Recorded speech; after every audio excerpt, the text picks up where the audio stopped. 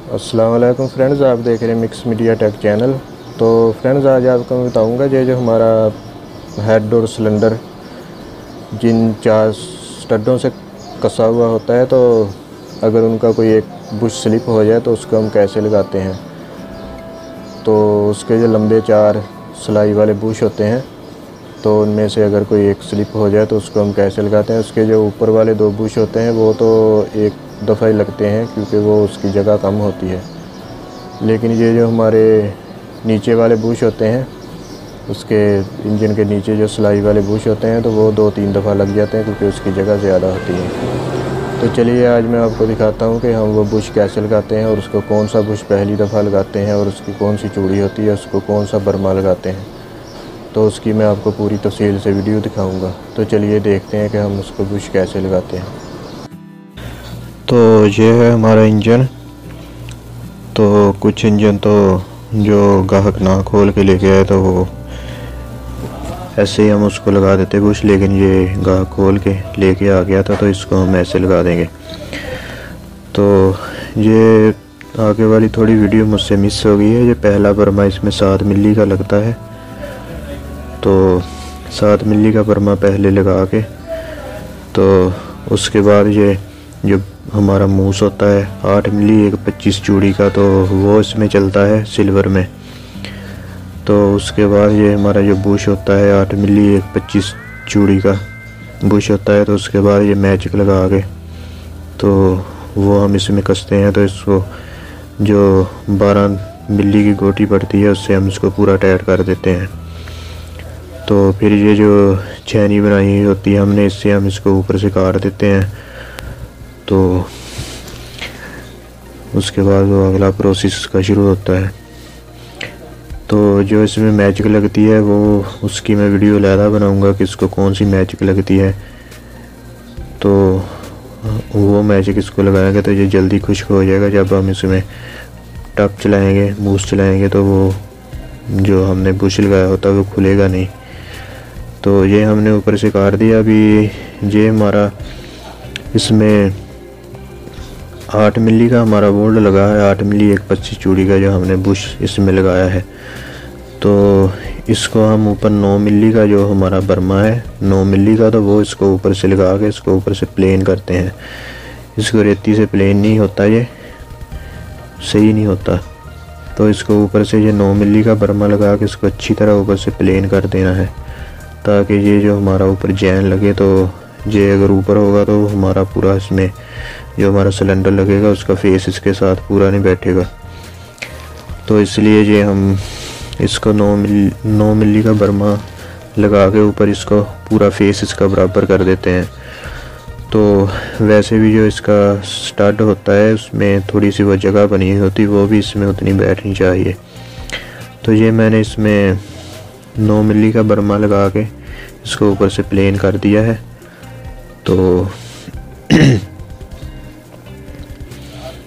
Plane करने के बाद इसको फिर हम दोबारा इसमें जो बर्मा होता हमारा 5 मिली का, जो पहले इसमें हमने चूड़ी नहीं डाली होती, पहले ऐसे ही ये जो हमारा 8 मिली 1/25 चूड़ी का जो बोल्ट होता है, उसमें ऐसे ही हम खराद में सुराख लगा लेते हैं। तो ये हम इसमें 5 मिली का ये बर्मा लगा दिए, जो हमारी मैजिक अंदर होगी इससे ये साफ़ हो जाएगी। तो पहले इसमें हमने चूड़ी नहीं डाली होती, पहले ऐसे ही हमने इसमें 5 मिली का बर्मा लगाया होता।